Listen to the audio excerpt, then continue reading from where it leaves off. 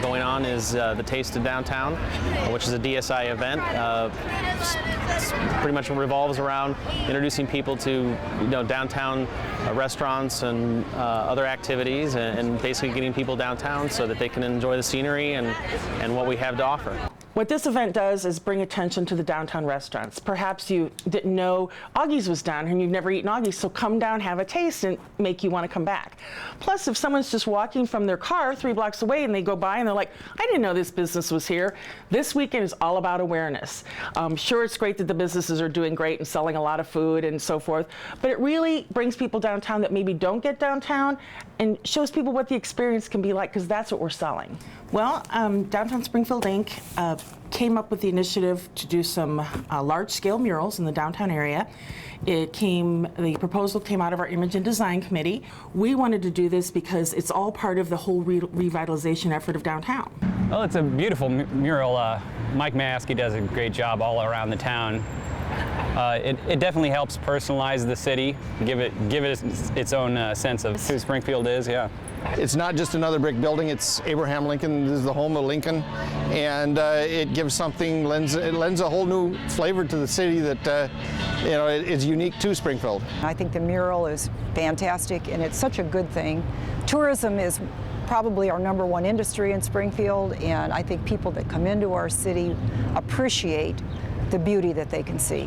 We have seen this type of revitalization in other cities, large and small. Several cities across Illinois also have murals, like Jacksonville, Danville, Belvedere. Many cities have done murals, and it's part of revitalization because murals, if you have them in an urban area, they're deterrents against crime. Not only do they improve a hard asset, being the building, but they improve the area from an aesthetic point of view. Well, I mean, anything's got to be an improvement over that wall. Anything you do to those walls, anything you do, whether it's just tuck pointing the brick or any kind of treatment to them, can be an improvement. But when you're adding art to it, it draws people into it. It brings like I said, the wow factor to those areas so that people can look at them, and they're going to come down there for more than just whatever that area has to bring to the table. And I think in some of these areas, obviously the Lincoln home is within walking distance. You have the library and the museum, and we get a lot of spin-off from that. And so I think, maybe if we look 5 years down the road, we'll be seeing people that are just cross-mingling it. That's just another thing they can see when they come to Springfield is, oh, well, let's go look at the Lincoln mural, or let's go look at the farmers market mural. And we have a vision of doing many of these, and so who knows what that will bring and how that will bring, attract people to it. But I think the potential's there for the long haul. It's a new technique that Michael is kind of experimenting himself, but it's gorgeous. When he's first doing it, you're like, wow, what's that going to be? But look at it. I mean, those are little tiny squares of colors that have made this picture. He's pixelated like a camera would with no, he didn't do any kind of projection at all. Most muralists will project a picture or drawing on a wall and then frame it out and step away and then color it in. This is all in his brain. So it's a huge, huge accomplishment for him and for all the artists in town. I mean, this can be done locally, and this guy is this talented. I mean, that's huge. And his interpretation of Lincoln, he's an artist. Art can be anything. I've seen him where it's a dead-on, Lincoln that looks like he just walked out of the old state capitol, and then he may have a funky one with headphones and bright green eyes. Him and his work and his knowledge of the area and his expertise in doing murals. He's done a lot of them. I think over 500.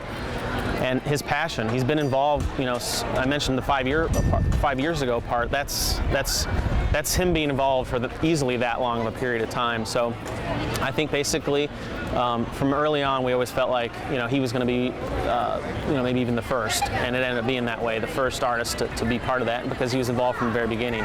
We're not going to stop until we run out of walls. We are going to keep raising money, and hopefully the city and sponsors will see the benefit and what this can do for an urban area, and we're just going to keep going. This is something that brought so many smiles to everyone's faces last night when they're walking in or driving by and coming into this event. Wow, and it's just really something neat for the city, and we'll do it as long as we can. Murals are really something that add that special touch that I think every downtown could use, especially in Springfield. It's adding the character of what Springfield represents. You know, Springfield is known for where Lincoln was. Why not mark it in a very special way, like a mural like this?